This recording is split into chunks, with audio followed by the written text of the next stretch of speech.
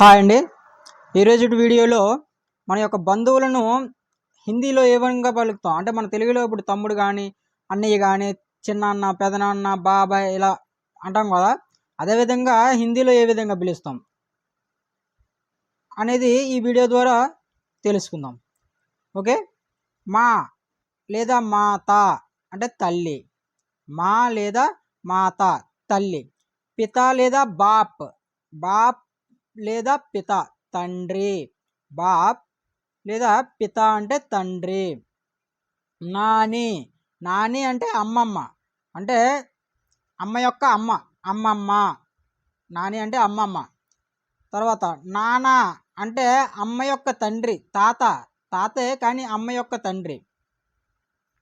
అమ్మ యొక్క తండ్రిని నాన్న అని అంటారు. నాన్న అంటే తాత. తర్వాత దాదా, దాదా అంటే తండ్రి యొక్క తండ్రి. దాదా అంటే ఎవరు? తండ్రి యొక్క తండ్రి. దాది, తండ్రి యొక్క తల్లి అంటే నాయనమ్మ, నానమ్మ. తండ్రి యొక్క తల్లి దాది, దాది అంటే ఎవరు? నాయనమ్మ. మామ, మామ అంటే మేనమామ. మామి అంటే మేనమామ యొక్క భార్య. మామ అంటే మేనమామ, మేనమామ యొక్క భార్యని ఏమంటే మామి. మామి అంటే అత్త. మౌషి, మౌసి అంటే పిన్ని, మౌసి అంటే పిన్ని. మరి చిన్నాన్న ఏమంటారు? చాచా, బాబాయ్. చాచా చిన్నాన్న. మౌసి అంటే పిన్ని, చాచా అంటే చిన్నాన్న. తావు అంటే పెదనాన్న, తావు అంటే పెదనాన్న. మరి పెద్దమ్మని తాయి అంటారు. తాయి అంటే పెద్దమ్మ. పెదనాన్నేమో తావు అంటారు, పెద్దమ్మనేమో వచ్చేసి తాయి, పెదనాన్న వచ్చేసి తావు. బేట, బేట అంటే కొడుకు. మరి కుమార్తెని బేటి. ఓకే. పతి, పతి అంటే ఎవరు? భర్త, భర్తని పతి అంటారు. మరి భార్యని పత్ని, పత్ని లేదా బీవి. బీవి అన్న కూడా బీవి, బీవి అన్న కూడా భార్య అని అర్థం ఉంటుంది. తర్వాత దమాద్ అంటే అల్లుడు, దమాద్ అల్లుడు, దమాద్ అంటే అల్లుడు. బాయి, బాయి అంటే తమ్ముడు, సోదరుడు. చోటా బాయి అంటే, బాయి అంటే సోదరుడు, బాయి అంటే తమ్ముడు కూడా అనవచ్చు. చోటాబాయి అన్న బడాబాయి అంటే, బడాబాయి అంటే అన్నయ్య అనేసి, అన్నయ్యని బయ్య అని కూడా అంటారు. బామ్మర్ది, బామ్మర్దిని ఏమంటారు? సాలా, సాలా అంటే బామ్మర్ది. ఆడపడుచుని వచ్చేసి ననాద్, ననాద్ అంటే ఆడపడుచు. ఆడపడుచు అంటే ఎవరు? భర్త యొక్క చెల్లి లేదా అక్క. ననాద్ అంటే ఎవరు? భర్త యొక్క చెల్లి లేదా అక్క. అది ఎవరికి ఆడపడుచు అవుతుంది? అతని భార్యకి ఈమె ఆడపడుచు అవుతుంది కదా, ఆ ఆడపడుచుని ఏమంటారు? ననాద్ అంటారు. ననాద్ అంటే ఆడపడుచు. మనవడు, మనవడు అంటే పోత, పోత అంటే మనవడు. పోతి అంటే మనవరాళ్ళు, మనవరాళ్ళని ఏమంటాం? పోతి అంటాం. మనవడిని ఏమొచ్చేసి, మనవడిని వచ్చేసి పోత అంటాం, మనవరాళ్ళని పోతి. స్త్రీలింగం కాబట్టి ఇక్కడ తీ వస్తుంది. నెక్స్ట్, ఈ పోతా పోతి అనేది కొడుకు యొక్క కుమార్తె లేదా కుమారుణ్ణి పోతా పోతి అని అంటారు. ఎవరిని?